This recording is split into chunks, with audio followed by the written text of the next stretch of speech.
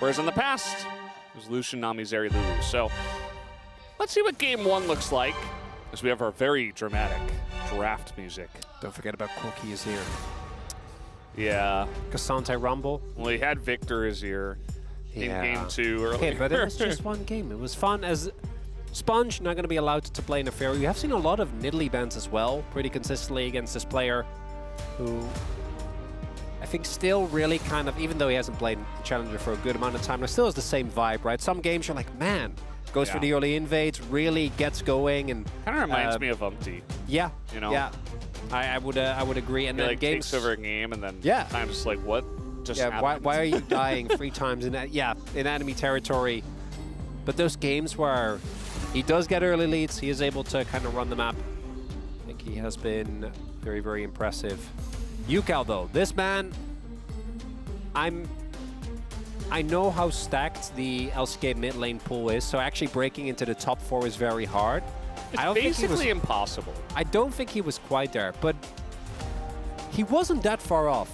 I'd really argue, which is crazy to me, because that's not the level of consistent performance that I think we had seen of him in more recent times, but man, has he been good thus far? I just want to see 2023 Dudu again. Well, that's really the key thing for me, is it's instead of the Nidalee going to be the Zyra ban here. And that does leave the Gwen very wide open. Again, I said at the top of the day, the Neferi, very strong. The Gwen also very strong and blindable. She is just able to do very well in the lanes nowadays and into a lot of different matchups. So Rich, we'll see what he can do. Getting the prio pick here from the blue side. They did ban the Kalista on blue side, which was pretty interesting, but it did open them up to take this. Of course, with the Zyra ban, it does mean that DN could pick up the Skarner if they would like. They'll take the Ezreal first. Skarner should be a no-brainer as well. See if Teddy wants to repeat what we saw Runo do in the last game. Go for that MF. Try and bully as much as possible.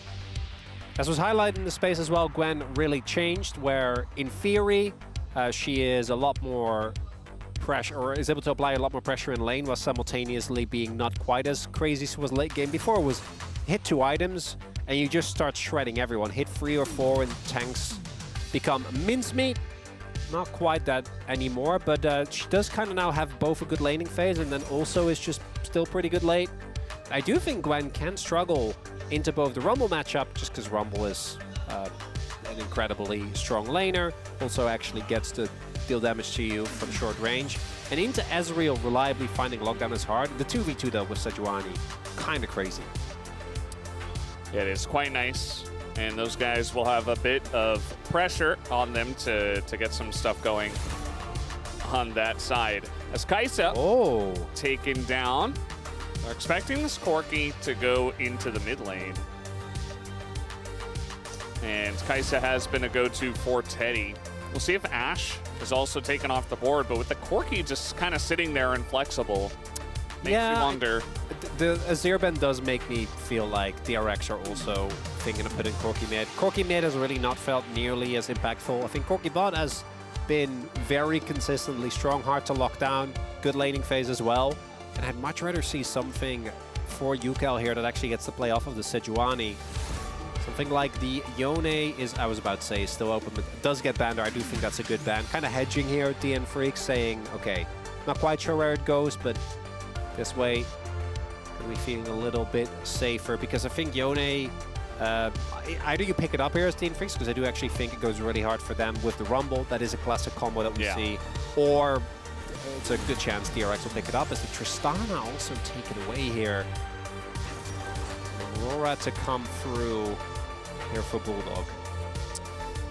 Yeah, it's definitely a lot of magic damage, even with the Ezreal, but really your only tank at the moment is the Sejuani. I mean, I guess the Gwen gets some resistances, but it's just going to be MF Rel, a fantastic team fighting duo. You press your ultimate abilities on top of each other, and you do some big damage. And also a strong lane. It's a good comp for DRX here as live. A chuckle. We're going to see something crazy into the Rel. Is this live set? That's That's what we always think about, right? And into the rel, can interrupt the crash down? No, it's just going to be Alistar, which still fun, not quite as fun. But the DRX comp, I think, very well rounded, strong lanes, a lot of team fighting power.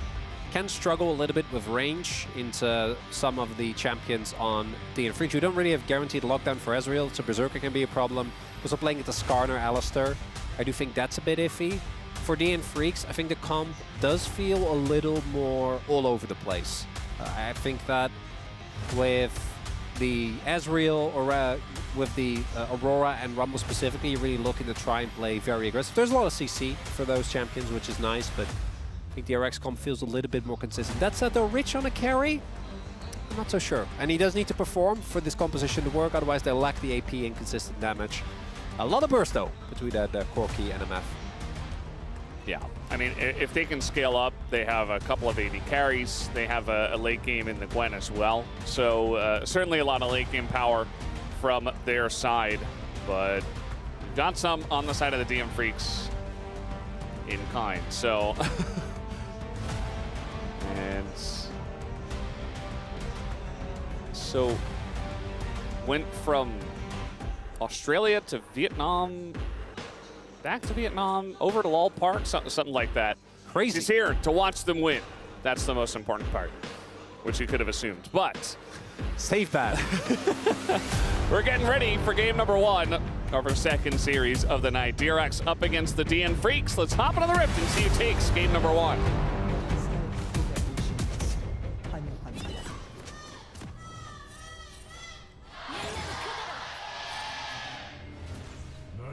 생성까지 30초 남았습니다.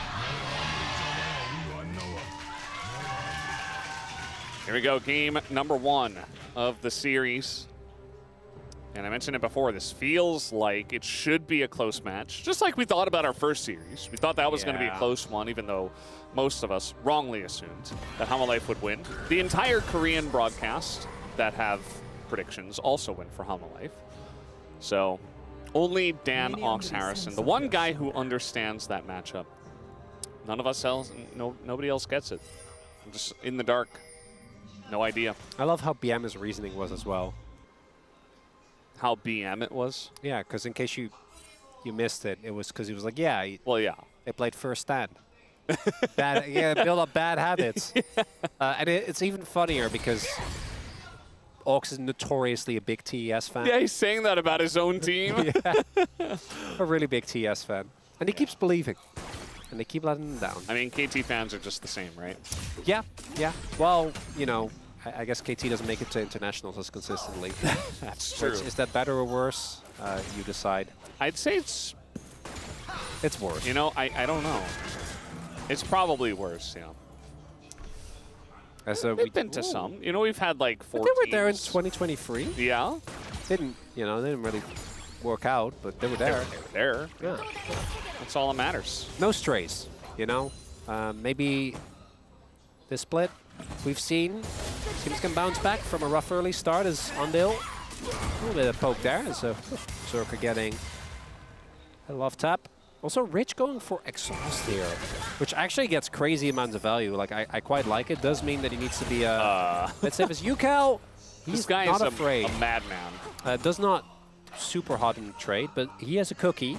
I don't think he cares. No, he doesn't. And now Sponge, I mean, he's got Flash, but that is Aurora, so not going to do anything too out of control Yet. He's not UCal, but he is known to also go off the rails at times. DRX really loving the cookies, huh? What's your favorite cookie? So I'm a big fan of like softer cookies. Or like the chewy ones? Yeah, like chewy. No, me too. I'm not a thick. The like hard chewy cookies. Yeah, the hard cookies kind of. I don't know what it is. It's just like it kind of just dries out my mouth. It doesn't feel very good. The only dry ones that I'm kind of okay with are oatmeal raisin, which I know is very unpopular. But why? I never got that. That's such a good combo. Oatmeal raisin's great. I mean, you literally eat that every day, so. Yeah. Well, okay. Not in cookie form, but I'm a bit actually, biased. Yeah, that's fair. You eat oatmeal with raisins, like. Well, yeah. Like you're 65 years old or something. But you know, it is a good. I do agree. It's good. It's I agree. Nice. It's a good combo. It's tasty, so you can do stuff with it. Put different toppings on. It's nice. Yeah, like eat it. You know. Yeah. It's tasty. Generally, that's what Ideally. you want to do with it. Yeah. Okay, so chewy cookie. Yeah. I think just chocolate chip generally is my go-to. But I like red velvet as well. Oh, Pretty popular in Korea, actually. Although soft cookies are less popular. They're getting more popular nowadays, actually, which I'm very happy about. Yeah. All the newer bakeries that are popping around my area. I think the best cookie I had was actually in New York. I know, you're familiar. No, Somewhat. never been. I don't know. Never been. All right, Mr. Valdez. Yeah. I don't know anything about that city. Mine is dark chocolate with macadamia.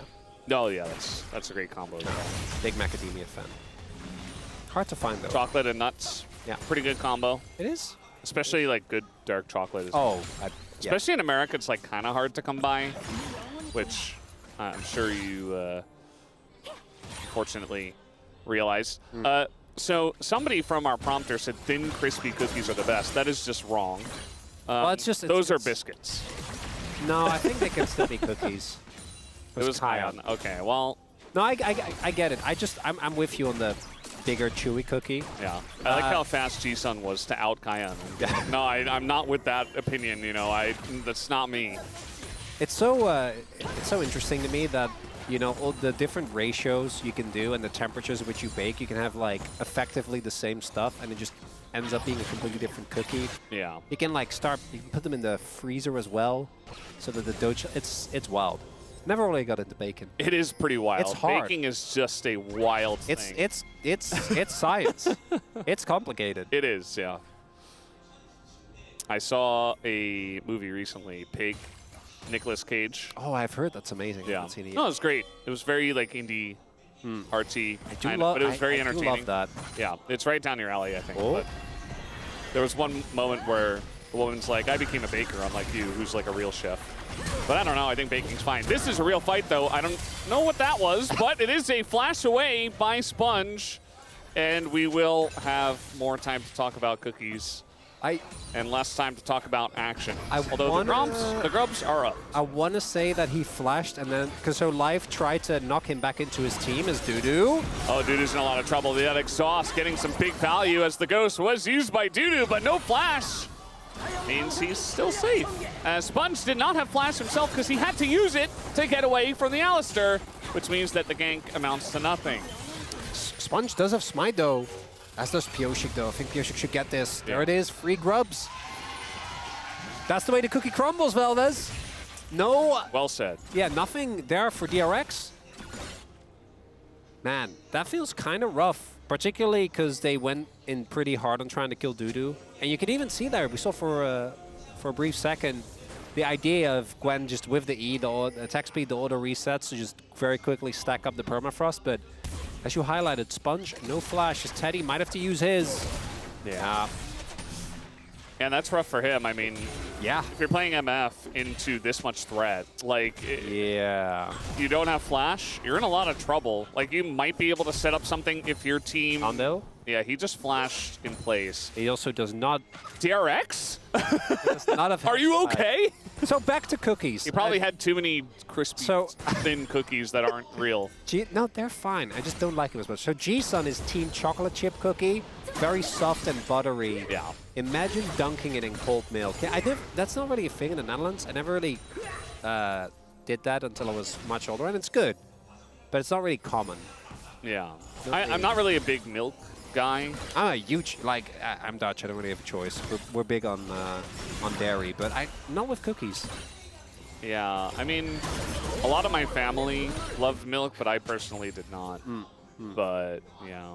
The cookies and milk thing is a thing in America, especially with, Santa, I don't know what that is. What is Wolf doing? Are you gonna sign the cookies? He just said, I don't know what's happening. Draw your favorite cookie. Why's Madid here? What's Madid's favorite cookie? Do you like chocolate chip cookies? Yes. Okay. No! Well, we got an engage here on a Dudu as everything's missing, but it doesn't matter. They still kill him, and first blood is finally had. Hold up the wave. It's worth. They got him. Well, they got him, but he got the wave. As Rich still picks up the kill. He's fallen behind considerably in CS. As we take another look here, it's the slows. It doesn't even feel like Dudu is that crazy far up the lane, but he also doesn't have his ghost. And the fact that Sponge doesn't hit, and he's still so dead, doesn't matter. Like, unironically, like the Equalizer, there's not really anything else you're gonna get out of that. Stops him from pushing in the tower, you know, and you get some money, even though you're dying. Yeah, that's fine. Not the end of the world. As we see DN Freak still have a slight gold lead, and it's mostly just CS. You know, only a single play that will take him. UCal does have flash. Looks like Piercing doesn't want to throw out an ult, just trying to bait a flash. Dudu, there were pings in the river, but he did not see them. He's dead again, and this time it is Teddy who picks up the kill in the top lane. Ondil and Sponge there to get the kill. And you mentioned, you know, how Rumble can have some fun times in this lane. He did get ahead in CS, but if you just keep getting ganked on cooldown, you don't get to play the laning phase. Yeah, he got... So this is the third gank that came through. The first one, he managed to live. Well done. Second one, didn't feel that egregious. This one really... This one does. You know, the likelihood of them trying to either swap or just look for a play towards the top side of the map, given that the grubs are about to spawn, is fairly likely. Also, Ghost to me on Rumble is a... Like, I understand both because it's solid into Gwen, right? You're able to not run into a situation where she can kind of just run you down if you're too far up in the lane. But playing into Sejuani and the Rel as well, it is going to feel kind of rough. Andil almost has his flashback, which is good. Could have had that up, but wasn't the case. It's UCal. Uh-oh, in a bit of trouble. You see the ult and try to just peel for him, but he's just a Corky. The stun comes in and UCal says, I'm dead. I'm not even gonna flash. No real reason to. Ondil also gets caught in the crossfire. Sponge, he tried desperately to help them, but instead, this is DNF picking up 2 kills, and it looks like some more grubs, and that should be 6 for them as well. The line between bravery and doing something really silly is quite thin, Valdez. And UCal, unfortunately, there did not walk on the right side of that line. He does walk the line very often, but this time was not it. He tripped over it and fell flat on his face. That is Skarner. That is just Skarner. Like, yes, Bioshic invests his flash, but that's Skarner. That doesn't... You can't do that. And he just dies for it and takes Ondil with him as well. Ondil tries to salvage the play. He's just stationary firing. No, I know! His turret at the Skarner, like, come at me, bro. And then he did! He's like, okay, I guess I will. Oh, man, that was... Yeah, that was one of the plays of all time. I got a feeling about this series, Valdez. I think... It's going to be a good one. It's going to be very silly.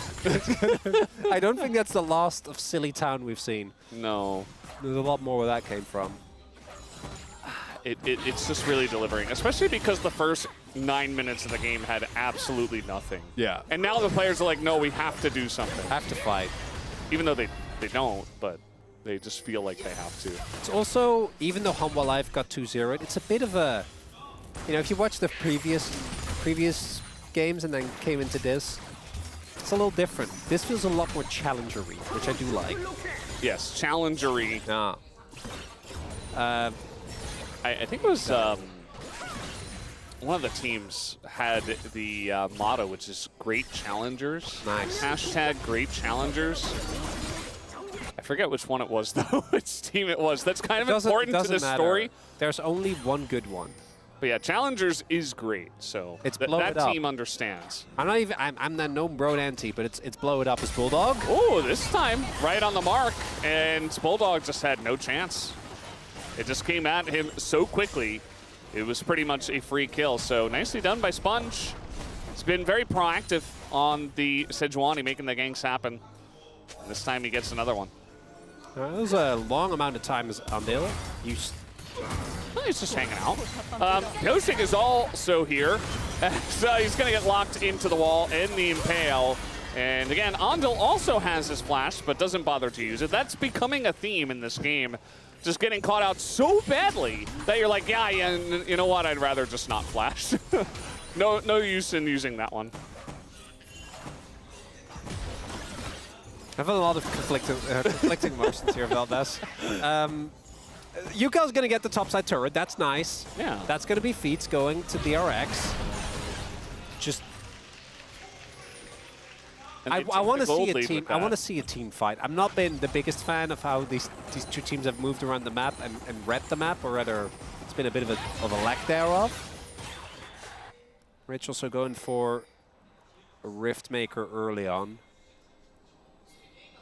I do really like the, generally like the early Nashers a lot more, particularly when you are looking to side lane, but yeah. Let's see what else he is going to pick up. Yeah, I mean, I think it's okay. It's, I mean, it's going to be skirmishing a lot, battling a lot, making rifts quite often. Ideally not dying to Life, who is 5 levels down, so I do think has to be a little careful. Does have his ultimate available though, so. As we will not be getting a Chemtech Rift, so no reason to spam your cool new emote if you're a sub. If you're cool like that. Ox Suz. Yeah. As Ox said before, the what did a Chad, I think, what did a Chad is the best. But yeah. takes the cake. Yeah. No. Or the cookie in this case. Yes. Very much so. I don't think any... The other ones are all good. They're just not... Yeah. What did a Chad? I think the G-Sun Easy one is pretty good too. I think it's underrated. You know? I imagine that's what was spammed when, as G-Sun says based, about when we talk about her emote. I imagine that's what was spammed when we talked about the cookies, you know? G-Sun with Sunnies just eating a cookie. Yeah. Probably. Art still procs. Wow, Life found a great angle here on a UCal as the Impale does fly in a direction, but it wasn't the right one. So, okay, now we're just TPing into die. Dude is just dead. And so maybe Life, he gets a 3-man knockup, but he can only live for so long. Meanwhile, Pilsik's like, why'd you knock him into me? I didn't want to fight that. As he's going to run away. Bulldog also on the run here. Hops the wall. Rich doesn't look like he'll follow up. So that's a good team fight for DRX at least, regardless of how it looked.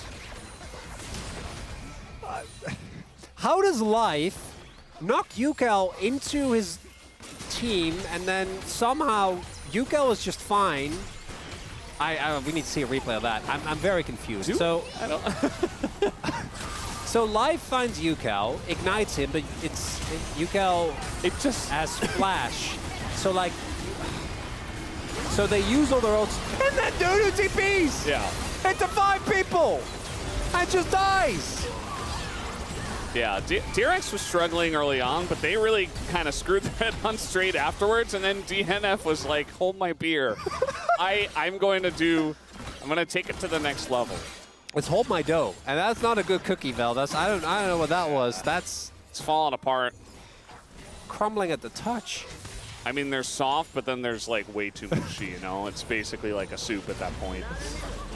So you got to be careful with how far you go. Rich now, I mean, he's like the top laner that at the end of the game will just go top diff, even though the jungle and the support and the AD carry were in his lane like 7 times. Doesn't matter. And he ends up carrying because, well, he got super fed by his entire team. Well, the game's not over. But I do think that DRX is going to be feeling pretty good because the team fighting is amazing, right? And I do still think that the DN Freaks comp has a lot of power.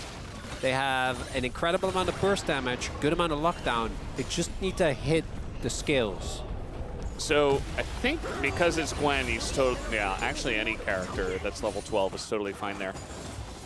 He's able to bounce off. That's another charge into an inhibitor turret at 18 minutes. So yeah, there wasn't really much of a response until Life went up there. So, okay, that's going to be a cleanse, and they might just dive the turret as Berserker does walk it off. He had flash. I've been there, Sponge. Like, do I flash for the Heartsteel auto? Do I do it? He did. That was good. Good call. Gets the cleanse. Teddy does use his ultimate, but should be up by the time the next objective is there. I do think DRX should be a little bit mindful now, but snowballing the game pretty cleanly, right? Getting pressure in mid, then rotating into the enemy jungle, setting up UCal safely for side. UCal, by the way, is going to hit his 2-item power spike, and he's going to hit like a truck. Yeah, I mean, it's not just UCal either. I mean, he's hitting his 2-item power spike, like Berserker is as well. But the issue is that every carry is doing amazingly well for DRX. Like, Gwen is really strong. UCal, you mentioned. Teddy as well. You know, a little bit behind on farm. Maybe not as many kills as the Ezreal, but still doing well himself. Even holding the wave. I'm going to deny a little CS. Maybe. Or at least put it in a safer spot. Missed the CS there. It does really feel like Berserker or bust here. Yeah. For the DN Freaks. I mean, Bulldog isn't even in that horrible spot, but it's also not great. And because of all the kills and turrets that you picked up, what, like 2.5 turrets? Yeah. Throughout all of that. Also, the way Aurora works, it's like, you know, you're not going to do much against Sejuani. The MF has a Bloodthirster. The Gwen is going to be naturally tanky. And also, if you get in range of her, you might just die. So you got to find UCal, but he's relatively safe. They have a very strong front line. There's just not a lot of value for her, I think, in this situation. As nice little knock-up. Andil going to throw out the ult just to try to survive, as now TP's coming in, but Andil's already dead. Life on the run. He is going to flash away, but the ult goes into Pioshik as he's desperately running away from the woman with scissors, as Rich is just running forward into all of them and doing incredible amounts of damage. The flash on in to secure the kill as well. Just the icing on the cookie, as there you go. 1 for 3, and now DRX, they say, how about an Otacon? I hope we don't get the replay. There was a lot initially there that did not go right, but by the end of it, Rich is fed. He's shredding people. DRX team fighting well. So Andil tries to go in, doesn't actually hit anyone. Then Live doesn't find the knock-up. Immediately ults when there's no damage. Andil is forced to flash just to stay alive. But good thing here is that DRX are pretty far ahead. Unfortunately, this equalizer also doesn't do that much because Gwen is immune. And then the map is split. UCal, because he's so far ahead, just gets to jump on top of Bulldog. And Teddy gonna flash for that kill. And if the game was more even, I think that flash is actually a really big risk, and you might just end up dying. Both Dudu and Bulldog, both level 13, so far behind. Yeah. I don't really think it's gonna matter. You wanted to see 2023 Dudu. No, he's not here. Yeah. He's not here. I think he's still on vacation for a little bit. Still getting acclimated to the LCK. If Keen can come back, anyone can. Yeah, I mean, also he got bullied. He got, like, camped. Yeah. Right? So. Well, okay, yes, but he also hasn't had a great game, but okay, like, I have no excuse for the TP, though. well, no, yeah, the TP did happen. That's true.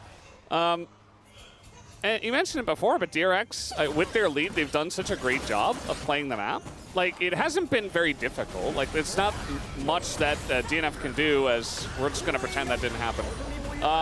But they're playing like 1-3-1, right? They got this Corki, very safe. Rich is untouchable, which, by the way, DNF, they had an opportunity to ban Gwen. They banned Zyra instead, with the chance of picking up Skarner and Rumble. Right, they took that trade in the draft. It did not pay off for them, as we can see. And I do think Gwen is busted, but like, you got Skarner Rumble. There's no, this isn't. You can look at draft and go, okay, this was unplayable. I think DN Freaks just don't. Yeah. It's just, I'm saying it was a choice they could have made, and now they're regretting it just because the Gwen ended up so strong. And DRX played very well to get their Gwen fed. It really is just Berserker against the world. I think Pioshik has been fine, but his ultimates have also, unfortunately, not been in. As, you guys couldn't see the expression that Felix made, but very funny. Uh-oh. Bulldog on the run. The flash forward, of course. UCal's going to go for it. He's got Otacon as he picks up a kill. That will be his second of the contest. And that's what happens when you try to play up against a 1-3-1 and actually take fights when you're this far behind. It's just not going to go your way. Both the solo laners of DN Freaks really struggling in this one. That's going to be Dragon. It's Cloud Drake again. Will be nice here, but the Dragon is something that's a future problem. You know, DN Freaks did pick up one Drake of their own, so we're looking at 10 minutes before that's actually an issue. All right, let's see his reaction. Pop off. How about that? Cut! Oh, thank you for that replay. It's exactly what I needed. I didn't know, but UCal's pop-offs, man. Yeah. And at any point, I love how Teddy is just completely locked in. UCal's just memeing, it feels like. Rich is just waiting for someone to show up. Just waiting so he can snip them. Yeah, for him, he's so strong that nobody is willing to show up. They're just going to catch waves under turrets, and maybe he can look for a dive, but he really doesn't have to. So, no reason to wait in the brush. Nobody's going to show up. And we've been having a little bit of fun with this one, I think, because there's been a lot of obvious mistakes that have been made in the fights. But I do want to give credit where credit is due for DRX specifically. I've actually really liked their team fight setups. I think, again, the execution does remain a bit iffy, but it feels like they are, and this is something that kind of surprised me during LCK Cup as well, they feel like a team. You know, there's been games where Rich just ends up falling too far behind. There's games where Sponge just doesn't really get anything going. But their team fighting, I think, has been better than initially might have been expected. I have a hard time seeing the DN Freaks find an angle back into this one. Gonna have to be some heroics, I think, mostly from Pioshik here. Getting on top of Teddy, but as long as Teddy has flash, it's much easier said than done. Yeah, and again, your setup, when you're playing Skarner, you have to be able to see your opponent and actually be able to set something up. But if you're this far behind, you don't really have much vision control. And so you're just kind of waiting around for someone to make a mistake. But unfortunately here at the LCK, teams are very good at holding on to their leads and not really giving up. Even though we've seen some mechanical mistakes in this one, you know, the macro from DRX has been very clean. Yeah. They've just sent their very fed carries to the side lane, and they've taken every single objective except one Chemtech Drake, and I guess the Grubs early on. But outside of that, DRX, once they got the lead, they have not let go. They haven't lost a single turret. Yeah, I was about to say, like, yes, they lost some Grubs, but do they care? So there's a lot of standing gold, though, so if DN... comeback potential. Yeah, if DN Freaks do find a crazy team fight, maybe. They're just about half an item behind in the best case scenario. Hold on, there's 3 levels behind. Yes. The worst case scenario is UCal, who is a full item and a half up. Yeah. All right, maybe UCal jumps into Pioshik again. That's how they can win. I can see it. Yeah, well, Pioshik's going to jump into UCal, and there is the Impale, the equalizer over the top, but also the bullet time is going to do quite a number. Both of the supports are out of this one. Rich, though, is just so fed. He's going so deep for this. He takes him down, but that's a 1-for-1, and Berserker's full health. An angle for him to maybe get something going. It ends up being an equal trade between the two teams, but Berserker got like 900 gold from Rich. Not the fight that DRX were looking for. Well, I'm glad that, you know, I say it and immediately UCal didn't really walk up to Pioshik, but he also didn't really respect him. Gets slammed in, and the equalizer actually ends up doing a good amount of damage here. I think the ultimate from Teddy was really big, but then here, Rich going way too deep for a kill that doesn't matter on a Rumble that is worth basically no gold, whereas if he just regroups there, yes, if he just regroups there, like giving that shutdown, again, I think this game still in a really dire state. I think that the ability of DRX is choking out of this game very, very good. But if they do lose, that's going to be a moment that you go back to and like, that was unnecessary. Berserker got a lot of gold. He's on 3 items now. Yeah. But I don't think that will happen. DRX is, yeah, I mean, their macro has been solid. I think you don't have to panic from here. You're looking at eventually a Cloud Soul as well. Your scaling is fantastic. The Valkyrie in actually baits DNF into a fight that is not good for them. Rich going extremely deep, but this time he is able to get away with it as continuing to chase them down. Does go into Zhonya's, which ends up being totally fine. Little ult here, bullet time comes in from Teddy, goes into the barrier. And he gets a bit low himself as Bulldog going, and there's the Impale on a UCal, but it is a debate once again. That's going to be another kill. No, they're all going so deep and getting taken down by Berserker once again. Looks like Bulldog did pick up the 1 kill. It's not clean. They have thrown the macro book out the window. It's the back-to-back Corki engage. What's happening? UCal's just going in. Then here, I think he flashed, like the auto wasn't fully second. I think it's preemptively flashing because he thinks Pioshik is going to ult. Which is funny because later that does actually happen. So after he re-engages. Yeah, Rich goes in, and then Teddy tries to look for the kill. A lot of resources just being invested here by DRX, and then UCal Valks in with no flash! And just kind of dies. I don't think, again, in the grand scheme of things, this is going to matter. They got the dragon anyway. They win the fight. They get the mid lane turret. This is for our entertainment. Let's put it that way. And also, I think, really, I just want to see what UCal does next. Yeah, that's really what it's about. I mean, he's here to put on a show. He's the main character. Yeah. Have you been watching Solo Level? Probably not. Oh, not the anime, but I read the whole webtoon. You read the okay. Yeah. So you're familiar with all the memes around aura farming, where you just I don't know about the memes. Okay, so where you do something cool and it doesn't really serve a purpose, but it just makes you look Oh, well, yeah. awesome. Okay, yeah. That's UCal has just been aura farming this entire game, by the way. Like I'm He not has, even yeah, he that's has true, been. yeah. That's all he's been doing, just walking up, staring in the eyes. Like, I am the most powerful Corki. Let me show you my power. Exactly. As he just dives and it just doesn't matter. Like, yeah. Unreal. Uh-oh. We got a Rel in trouble. And, yeah, it's just kind of free. The Impale is down, but it's kind of a broken place. He spawns as well in a lot of trouble. He's going to be taken down. DRX, what is happening? As DNF, they will take full advantage of this. As here comes the Skarner. No flashy Valkyrie's in because he doesn't have anywhere to go. It's a trade, but he only gets the Alistair. And it's a win here for DNF. I don't know what this means, to be honest. They're going to start the Baron. Let's see what happens next. I'm just sitting back and watching now, Chronicler. The aura farm too much! That was not UCal's fault. Let's Andale and Sponge is getting caught off guard. Rich is very strong. He's very send scary, it, right? as is Teddy. Yeah. They have to. Yeah, they can't do this. He's going to send it. Damage. And Bulldog's just dead. Okay. Berserker here is tanking the Baron as a true shot barrage hits the Otacon pit. Dude, if they had old Rel, they would have done that. They would have done that. You know, the monster damage? Yeah. Easy. Oh, no. Oh, No. Don't do that to him. Oh, yeah. They Yeah, barely got the cancel because of the shit. Okay, well, he did go through the wall quite a lot, but I think he's just dead. All right, well, they killed Pioshik. So the joy of DNF was very short-lived. What a game! As we take another look, just run Sponge, you know, it's fine.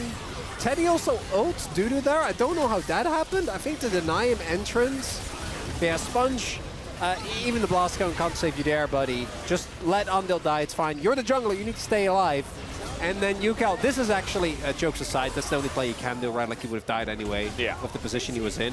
But then here, like Teddy and Rich are both so strong. Sum's available for both as well.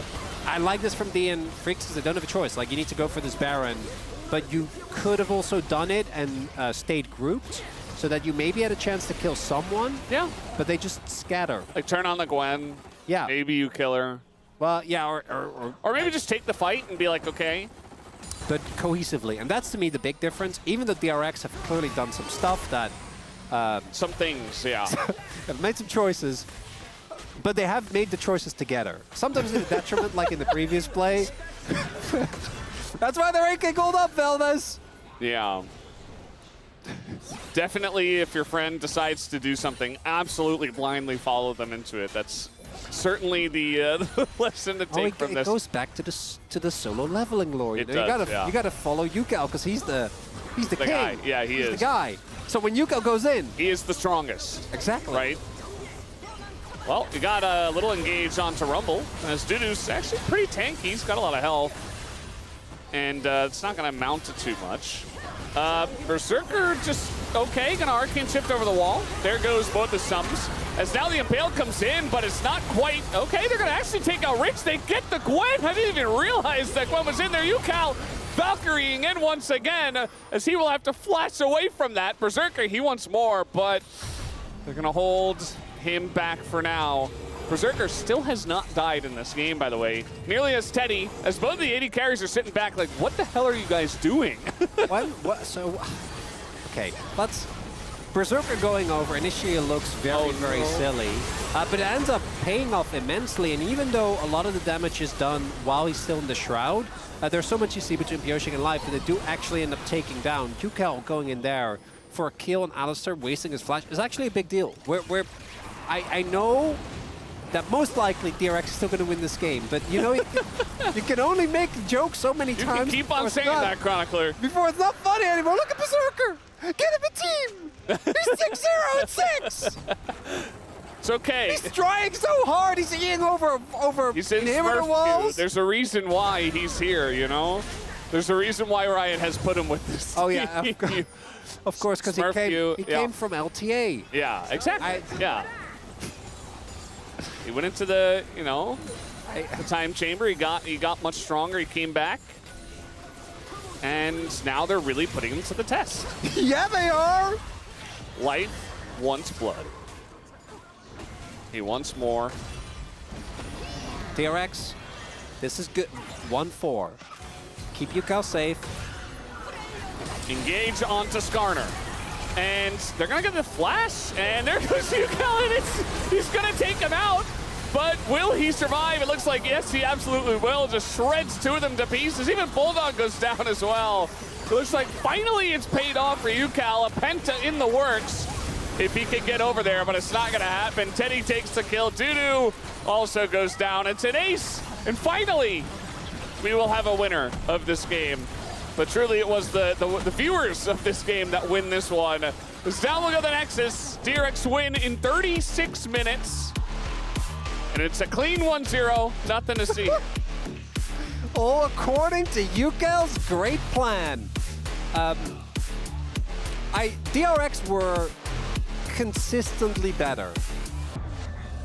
In this game, they earned their win, and they killed the Nexus. The way in which we got there was at times funny, at times worrying, at times silly. But they got it done. And the team fighting, I do think very consistently of them did look to be on a very different level from DN Freaks. For DN Freaks, outside of Berserker, Life's combos, Dudu just teleporting in and dying, walking in, not making anything happen in the lane, Bulldog being basically invisible, Pioshik ulting the air a lot. There was one man, it was Berserker, and even he at some point kind of had to start doing some out there stuff. What can you even... there's nothing more to say. It is a fed Ezreal as well. He did play well, but yeah. The damage doesn't tell the entire story of the magic of this game one. So, Berserker, he tried his best. He does eventually die in the end. As the family that is DRX, they take game number one together, making all the same decisions together for better or for worse. This time for better, as they got the win, and that's really all that matters, the one on the scoreboard, as our mid, UCal, is the winner of this first one. We're gonna take a break, guys, and have the space to break down that wonderful game. We'll be right back.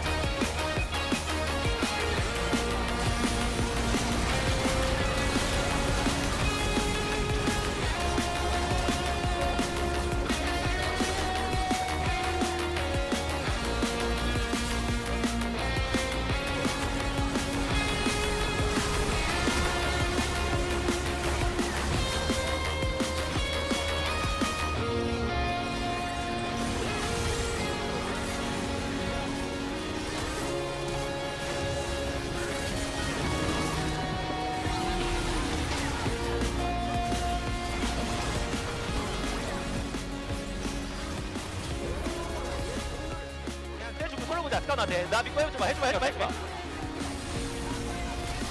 나이스. 할게 이거. 다 죽었어. 야 오로라 봐봐 오로라. 이제 노스펠이야. 그렇게 살아서 천천히 해보자. 나이스 이거 임리모. 나 믿고 해봐 그냥. 믿고 해봐. 노스펠. 맞아. 노스펠. 이거 임리모. 야 죽여 두두. 나 죽여. 그래 스카우트 그냥 구멍이 이긴다니까. 그래. 각좀 잘 맞아. 와 근데 영준이 형 세주환이 잘하네. 근데 사이드 잘 죽였다. 나이스. So big. It's huge. I mean, every game matters. Yeah, when you get down to like the playoff race, it feels like those games matter more, but you put yourself in a better spot if you can just pick up wins early on, even if you do hit a slump somewhere in the middle. Rise as the first ban. So immediately, the ban's looking different here as DN Freaks have moved over to the blue side. Nefiri is going to remain as first ban on red. They were not convinced by Peanut's performance. They say Nefiri is still strong. We're going to respect it. And they don't have to worry about the Gwen because they already won a game with it. So that's off the cards. They don't have to play, or rather ban that from the red side. We're going to see the final ban be another sponge ban. Wouldn't be too surprising. Did have a great first game as well. A lot of impact. Was hitting his skill shots mostly. Had the missed ult early on, but outside of that, I think very consistent. A lot of early action. What does Berserker play? Because the Ezreal, solid as it was, not enough by itself. And I want to see, again, the solo lane is for me the main thing. They got to step it up, both Dudu and Bulldog. Dudu a bit more egregious, but neither of them really able to make an impact in that game as the Yone was taken away as well. And as I mentioned earlier, for me, so it's the solo lane performance, that's the big one.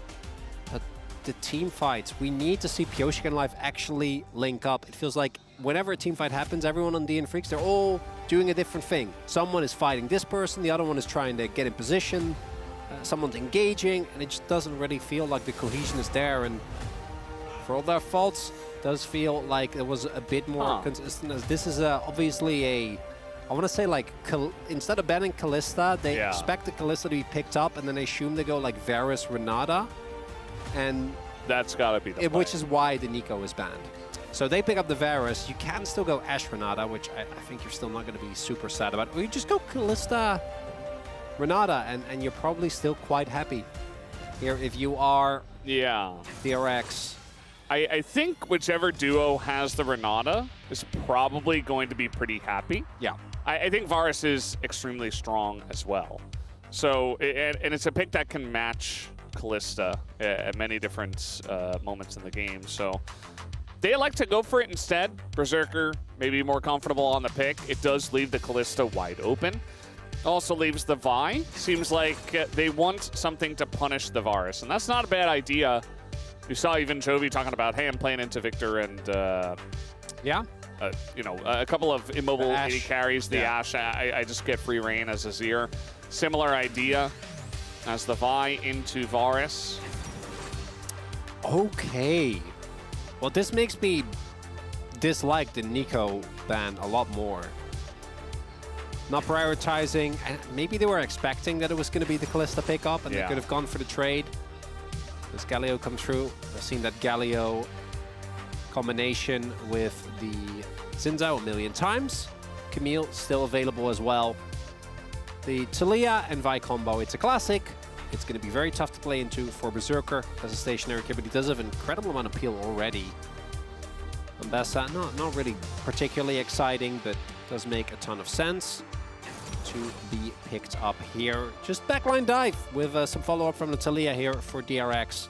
But a lot of counter engage here, and that Renata, it keeps kind of jumping out at me. I imagine the Kalista's going to get banned now, so maybe DN Freak go for like Kalista and Ashe as bans, and then we'll see what DRX actually end up with. But if they get a Renata into your dive composition on top of the Galio and Zin's out, like, you don't actually... You have to ban it, right? Like... Or you pick it. You're picking it with something, but you're about to lose your 280 carry pick, so you have to ban it. If they walk, I will be displeased if they walk face first into it, because it feels so obvious. I will be disheartened. Okay. Okay, that's the Camille ban. So they're picking it. I almost just wrote Renata Glask on my paper.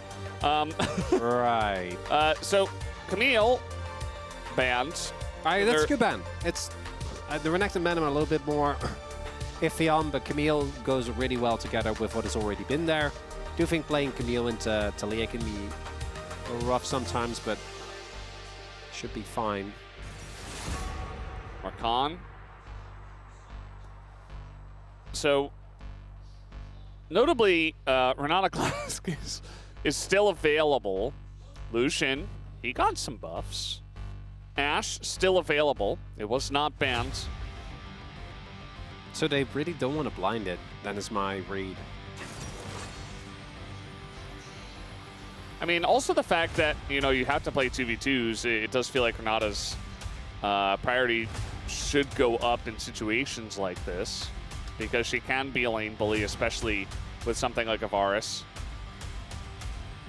But we'll see if it even gets locked in at all in this game, as Aatrox is the consideration here for the Ambessa in the top lane.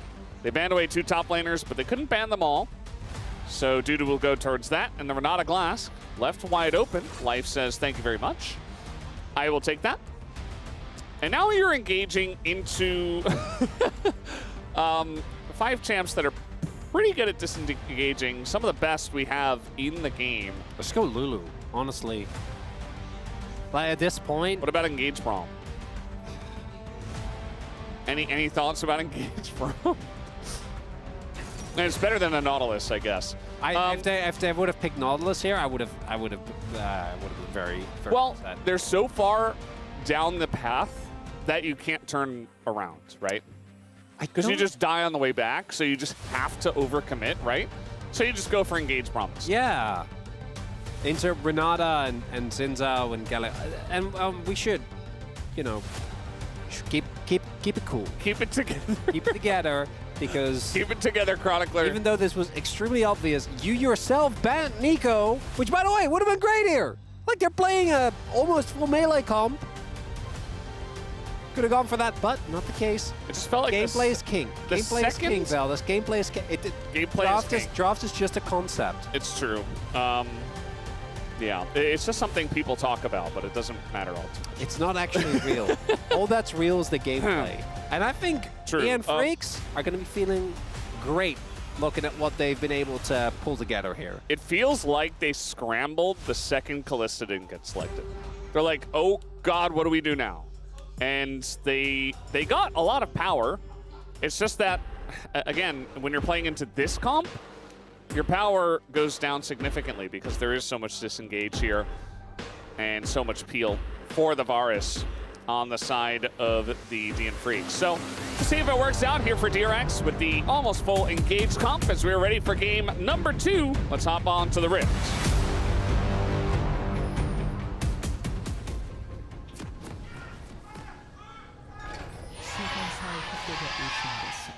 환영합니다.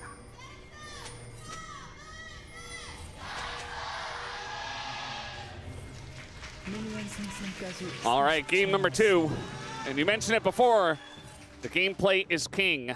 DRX were able to show that they could get a lead and then nearly throw it multiple times and still win the game because they're the better team.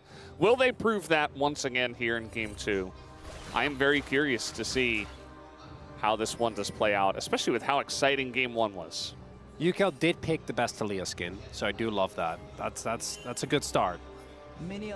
It's also going to be the unhit Varus, which I'm a little skeptical about.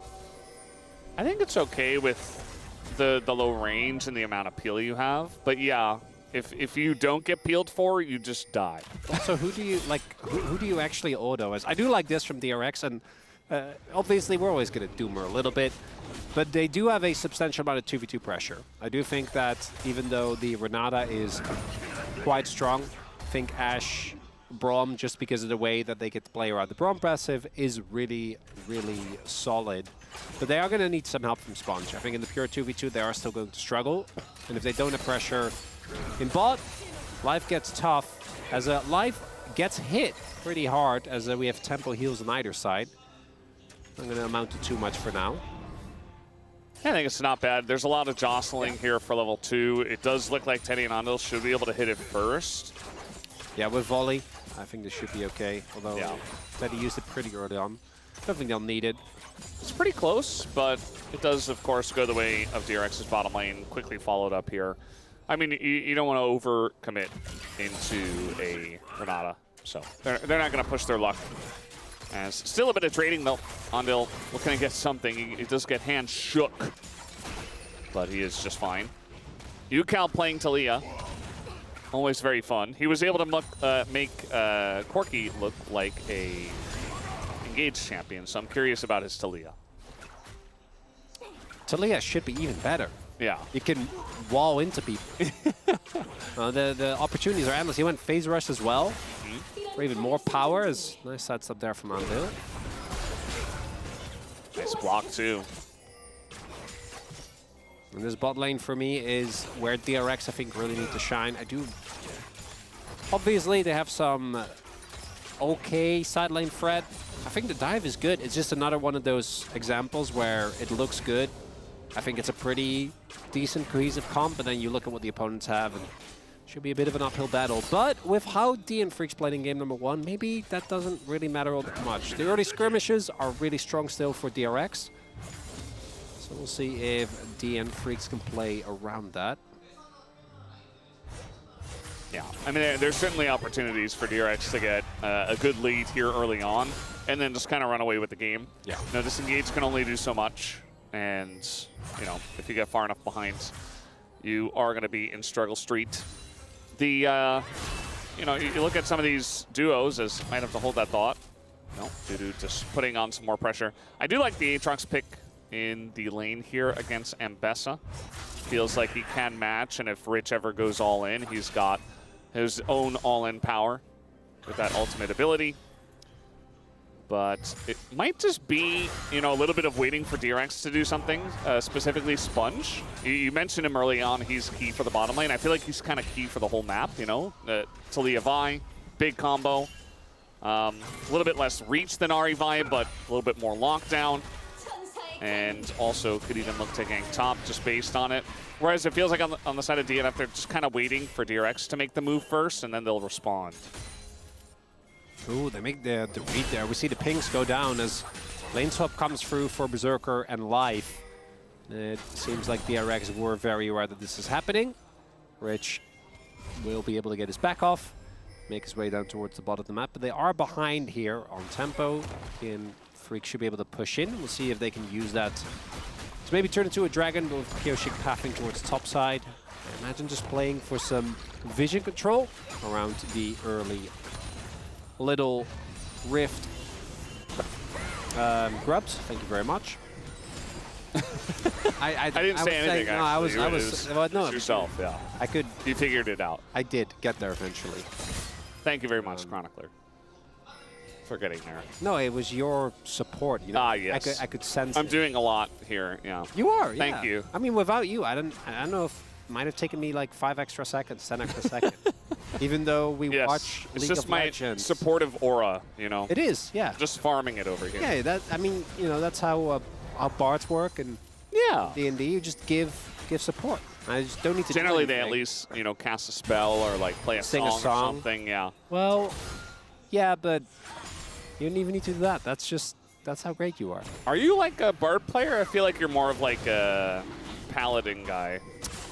Although I do know that you play rogues most of the time for some weird reason. Well, so I like the idea of rogues, but I'm obviously not. It doesn't match your personality at all. Not even. I'm also the exact opposite. Maybe that's why you play it, right? I'm also not dexterous or like have great fine motor skills. That's all kind of cooked, unfortunately. Yeah. I think it would be paladin or bard, most likely. You're a wizard, obviously.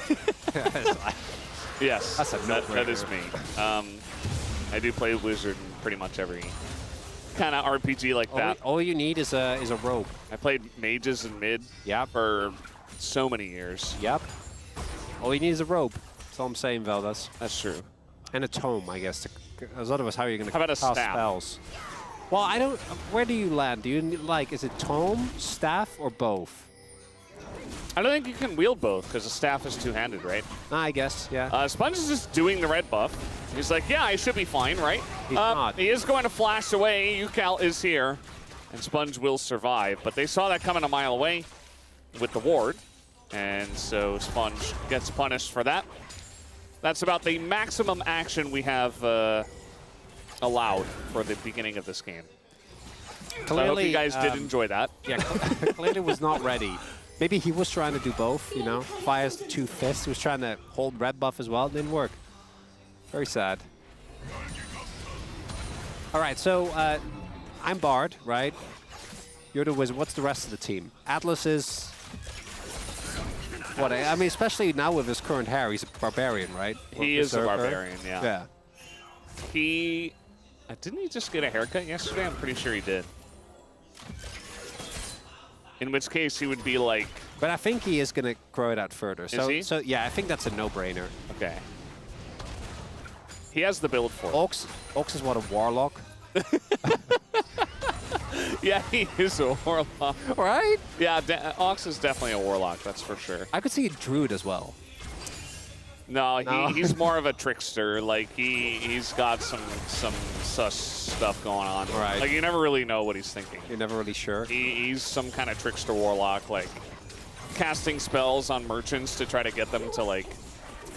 Yeah, for sure. I think that's a Wolf? no-brainer. Wolf is an archer? I'm not sure. I think Wolf is like a priest. I could see it. Yeah. Yeah, that works. Yeah. Well, he heals you, but also chastises you for getting hurt in the first place. Or he's like the school teacher. Yeah, but that's not a class, It's you know? not Yeah, class. we need to He give him... teaches the rest of us what to do. This game is really delivering, so I hope you guys enjoy all right. it. So, what's Dagon? Dagon's just a fighter? Dagon... Fighter Yeah. with a club. You know, he likes golf, so... He's like a monk, Monk? I can see that. you know? Yeah, that works. Monk, Dagon. Or fighter. I mean, it really gets into like the subclass Oh, and obviously territory. what did is Vayne. Yeah. So what did is the archer. Yeah. What is the archer? Due to ulted, I assume, yeah, Rich got his ult off on him. Counter ult. Sponge might have an opportunity to kill him here. I would be sad because that would interrupt our great conversation. We haven't got to G-Sun yet. We got to go down the whole list. Rich going to stop the back here. Sponge, level 7. But buying time for Pyoshin to try to make his way down. The TP comes in as well. But Dudu, the nice flash, but he's still going to go down. Can they get a response kill is the question. Bulldog took about 8 years to get here. And I think that's a little bit too slow to do anything about that. And in fact, Pyoshin's just doing his camp. So not able to get anything else on the revenge side. So DRX just pick up a kill. And that is first blood. Big win, early kill on the Mbessa here. Mbessa is one of those picks that I do think eventually just gets so much spells that she can cast in a short amount of time. So she's non-stop dashing, she has a ton of sustain.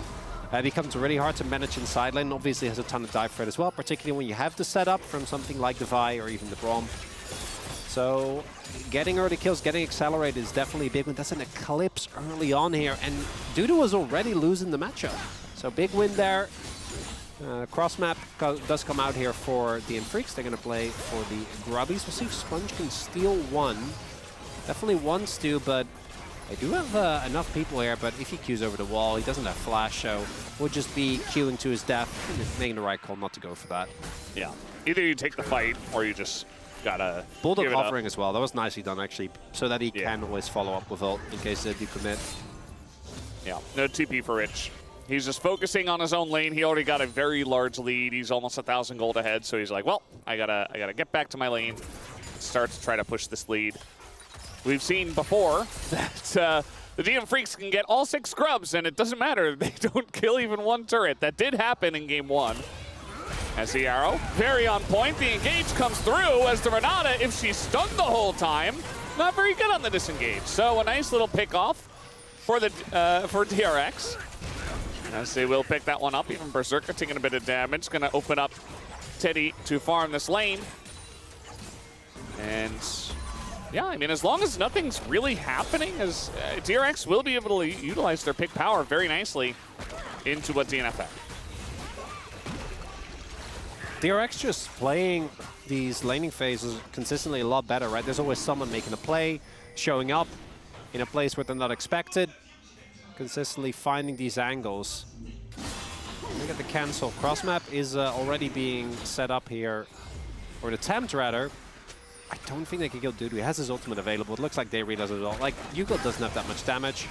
Does mean that this Drake is just going to be given up. So DRX, kind of a fumble here. Sponge looks for a play. Might kill Berserker. Yeah, Berserker, he already flashed, so you can't get even further away from the Vi. It only flashes once, and so he's just dead. And it's a bit of a, you know, posturing kind of moment where Berserker's like, oh, I got to show a little bit of presence here in mid, help out my guys who are doing the dragon, and he just gets punished immediately by Sponge. Kind of felt like they didn't have any idea where he was. I'm not sure if he showed on the top side of the map, but just came down from the top rope. It's Vi's range is also, especially with like flash Q, actually knowing where she is can sometimes still kind of miscalculate. Yeah. And that's a big deal. Berserker going down, not a kill going over to Teddy, and DRX again building the lead now 1K. Nothing as crazy, I think, as the first game where I think they took over. And this time, again, DN Freaks, his composition, it slaps. You just need to make sure that you set up in a good position, keep Berserker safe, and have life hit an ultimate on like, what, 2 or 3 people? And you're golden. We'll see if they do that. Unfortunately, I think DN Freaks in this second game still haven't really given us a lot of reason to be confident. Still not on the board. Yeah. Also, I've been thinking about it. Okay. G-Sun, Rogue. Yeah, that does fit. Right? Yeah. Like a trickster, jokery kind of. Yeah. Yeah. Not really like the stealth type. No. No. There's like 2 different kind of No, it's a different archetype. subcategories. Oh, yeah. for sure. Yeah. For sure. And Yundo is a race car. Yundo's a druid, right? He has a very nice car. He's a druid, so he can just be the fastest. Yeah. Like switches into cheetah form. I want to be an archer. Oh, G-Sun wants to be an archer. You can be a rogue and Yeah, range, rogues fine. use bows. Yeah, that's fine. that works. So we got what did on the, you know, with the crossbow, Yeah. as you do. That rounds out the roster, right? That's pretty good. Ion? I don't actually know. I feel like she is like... Oh, no, I know. I think there's a, I know this isn't like a main class, but I think there's something called Artificer where you just like have like trinkets. Exactly. Right? Yeah. Or like... And she's like extremely charismatic, talking to merchants as well. Yeah. Oh. We got the whole lineup. Yeah. There you go. It's solved. You know who the actual druid is, by the way? Jonas Strong. Yeah. Yeah. Well, we have an Infernal Soul. That's exciting. That is pretty exciting. I'm also, I'm keeping track on DNF's amount of turrets taken in the series. I do want to see if they get one. I'm curious about it. Oh, no. Just after game 1, I need to know. Because sure they will. We said this, right? We weren't big fans of DRX, you know, hard committing to all this engage into the amount of disengage that DNF had. But if you get far ahead before the team fights even happen, it just doesn't matter. The draft is just, it's just a concept. It's just a state of mind, Valdez.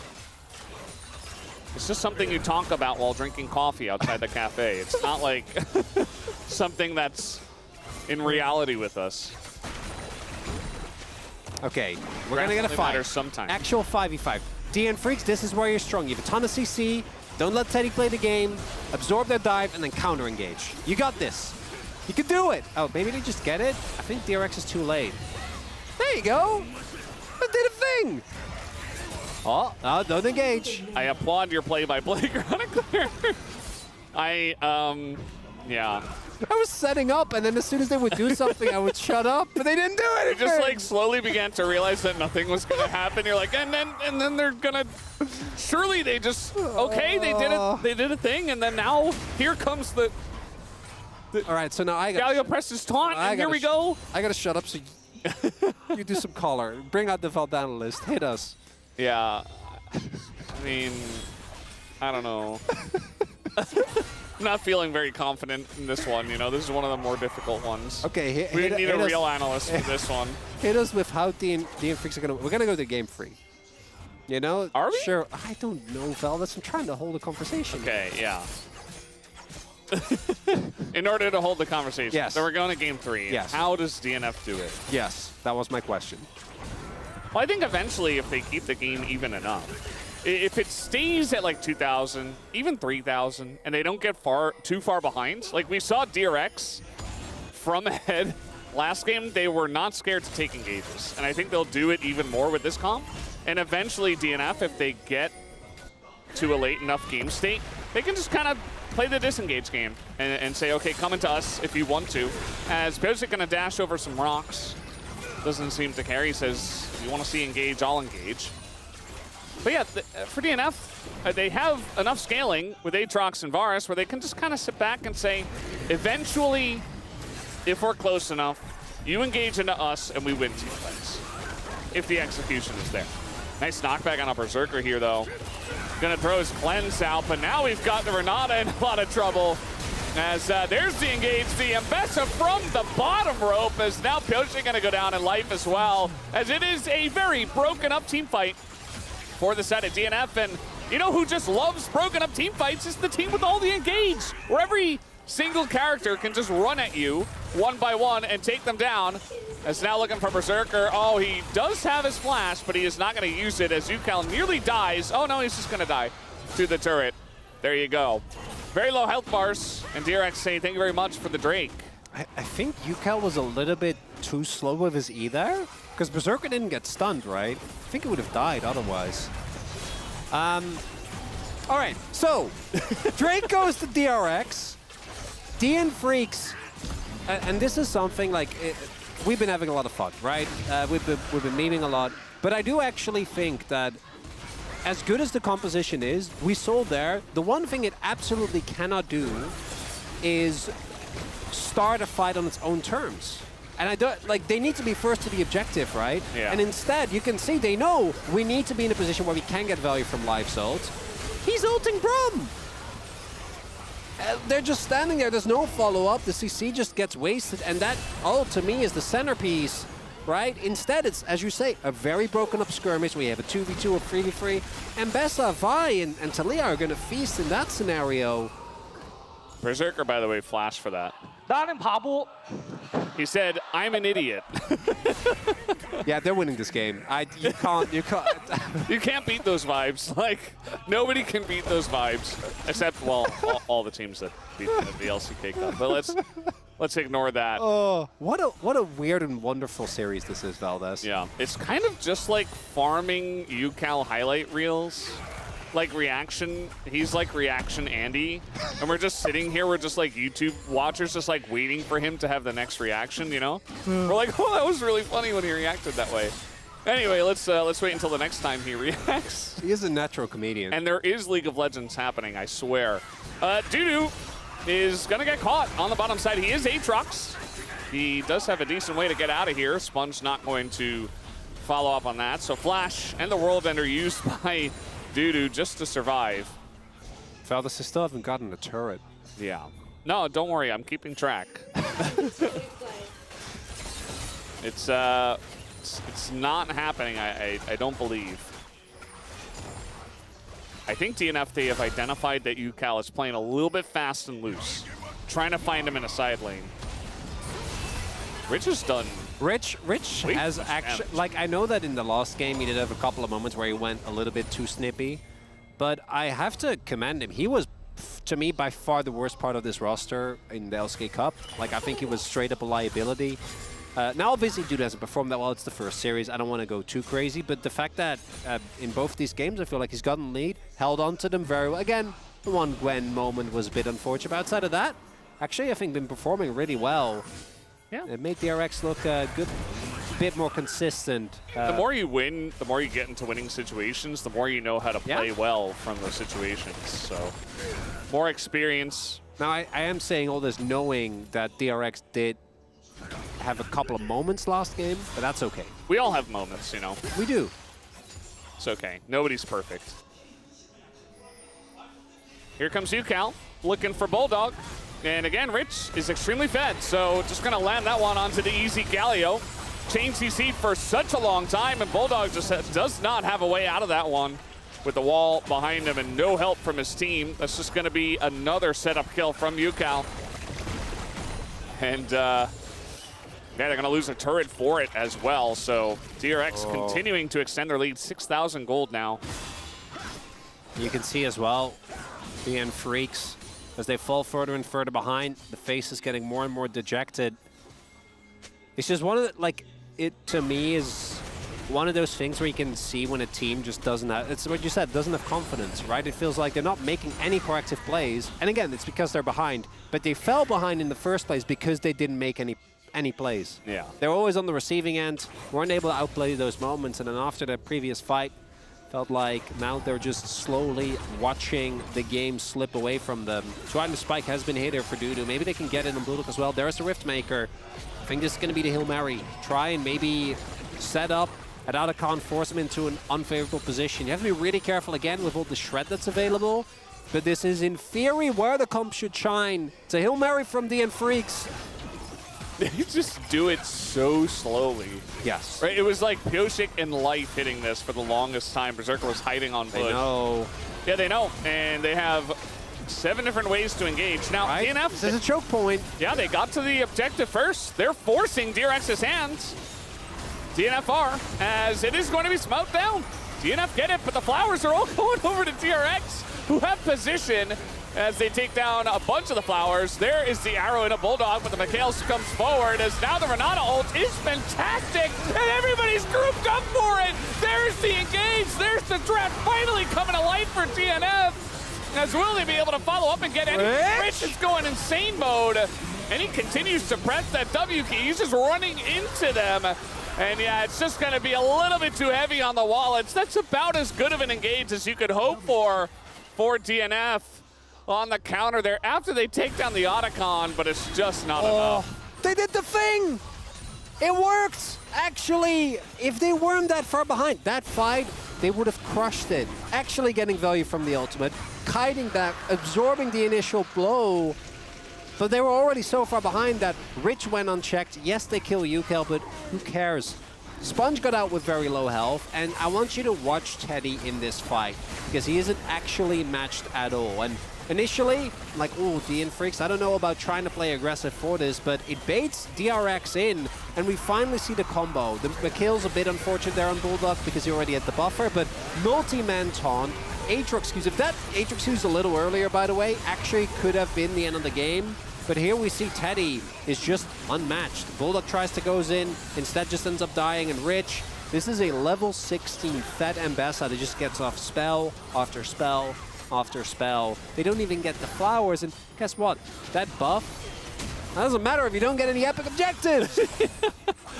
I guess they have the 6 grubs, you know, that's something. Yeah, they do. I mean, we saw the blood petal count. It was 33 to 18 in favor of DRX. So, yeah, DRX kind of feasted after that went down. They also got the Infernal Drake, which, you know, we're getting close to 3 Infernal Drake, Infernal Soul for DRX. So, feeling pretty good for them at this point in time. You see Teddy, his damage numbers, you called it out. They went through the roof after that one. Obviously, Rich still on top. And DNF, they're like, well, what's the next objective? I don't know how that ward is not spotted, by the way. It's just kind of hanging out in the little nook in the wall. And that's rough. They just have no idea that they're sitting on vision. And so Rich is he's gonna show himself here. He doesn't have TP, but they call the bluff. They say you can't do this fast enough. Rich is gonna show again, and with Berserker showing there, they say, well, if Varus isn't hitting this, they're not doing the Baron. So DRX don't have to overcommit at all. He is legitimately their only Baron damage. Yeah. And They're- so DRX are like, yeah, cool story. Are they actually going to get 0 turrets? They found the ward, by the way. They found the ward. And that's more insult than... That's not the right phrase. Adding insult to injury. Kind of. Yeah, that hurts more than it helps, right? Now they go in. Yeah, now they go in. I mean, you have to try. This is a Hail Mary. AK goal behind. Well, it's better to have tried than to have done Almost nothing. worked last time. Yeah. Sponge is coming around the back here. There's also a wall. Piosik is alone in the Baron pit. There's the World Ender, as they say to DRX, you must come into us once again. But that is going to be the kill of the Baron going over to DNF, as now the Renata only going to hit Sponge, as he does go down in a big Taunt in the front line, but Bulldog has no follow-up from his teammates. They can't get past the Braum. And the damage of Teddy is just disgusting right now, as Ingo's rich as well, just punching them down. And that should be the end of this fight. Everybody getting chunked out by the 2 carries of DRX. And you got the Baron. But that's not the game. Looks like DRX should take the 2-0 tonight. DRX not going to give up a single turret. 3 and 16 here, and the 2-0 that they got in the play-ins just continued here, as there is nothing that the DN Freaks can do. Really did feel like in this game, you know, and in the last game, it's frustrating. It feels like outside of Berserker going, the proactive moments are just not working out, right? We're not seeing Piosik go in. We're not seeing Life find angles. Dudu is not able to really match up. DRX, a 4-0 day. Wouldn't have expected it, Valdez. Yeah. We thought this was going to be a longer one, but unfortunately, the 2 teams that lost didn't really show much fight in them, including Homalife Esports earlier on today. And DRX, just the better team tonight. They played as a team. It was much cleaner in game number 2 as well. We gave them a lot of stuff in game 1 for sure. And they had their moments, but in game 2, much cleaner, much better played from them.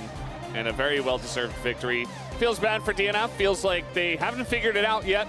I mentioned at the beginning, you know, everybody had some time off to try to figure out how you can improve your performance from LCK Cup. Doesn't feel like DNF have got there yet, so still some work to be done for them. DRX, though, looking pretty good. And even though, to me, I think that particularly with that second game, the question of POM becomes a little bit more hazy. To me, Yukao beating hard of this team. But it's not just him, right? It's Teddy actually playing well in the team fights. This is a player that has had his ups and downs over the last couple of years. It's Sponge, at least in this series, being consistent. Of course, to expect him to, as we get further into the season, kind of have those moments. But actually, his early games in both of these two games was pivotal. The Sejuani, very in your face. I think the Vi was a little bit more just playing for the objectives. Did make some decisions, didn't quite end up working out. And then, what a glow up for Rich. Kind of insane. Going from, again, even taking into account his opposition, from being a player that was often an active liability for DRX in the LCK Cup to not only able to generate leads, but good roam timings, actually able to get a lot done in the fights, able to play very well around the rest of his team, consistently making use of the space that was bought by the other players.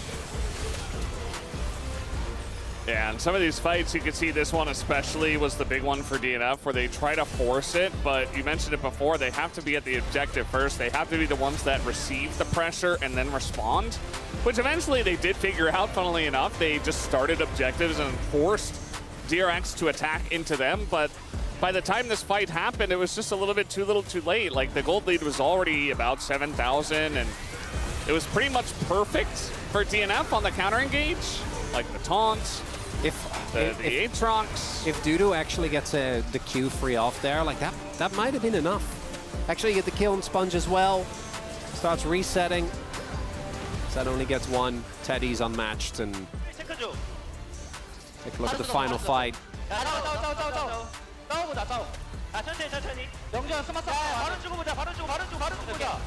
아트.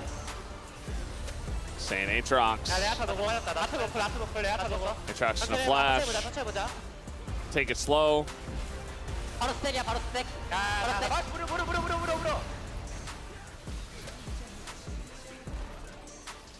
나 노플이야, 형. 야, 미드. Just 끝나, 형? 끝났어. general calls. Let's go, bro. Let's go, bro. Yeah, baby. 형이야. There's farming clips! That's really what they did the whole time. Teddy getting into it as well. I love to see that he's in a great mood. Good vibes, Teddy. Having a good time. He's the one that started it there at the end of that fight. And for all of their messiness, that to me, after this series, is the biggest takeaway of the evening. DRX, I know obviously they're winning, it's always easy to have a good time when you're winning, but I felt this even in the LCK Cup, it just seems like they're having a good time. It just seems like the team is meshing well together, people are trusting each other, even when some of the execution doesn't quite end up working out. And I was a Rich voter as well. I think that he definitely earned it, particularly in the way that he was able to make his presence known in teamfights. And when he was, I think, in League, his most consistent, back in 2021, that's what he did.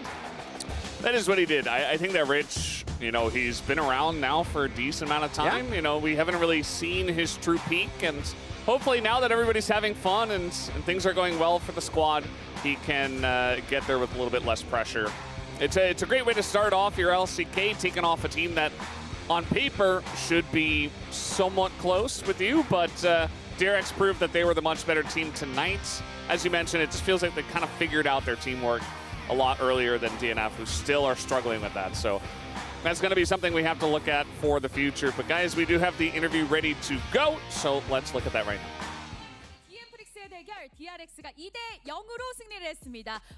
Thank you very much, guys. This is Dear for the POM interview translation, joined by Rich on the side of DRX. Congratulations! Thank you! Rich has returned to the LCK. What a great start! This is your first victory in LCK Round 1. How do you feel? Just really happy that I get to secure today's victory with a clean 2-0. And in Game 1, the hot pick, Gwen, was left open today. So did you expect that? I didn't think that it was going to be left open, but I think just because she was left open, I had a really great time. And many people have been rating Gwen very highly currently. So how do you feel about Gwen? I think Gwen is great. She's very strong. And even back in LPL, I had really good experience and good memories of playing Gwen, so I had a great time today as well.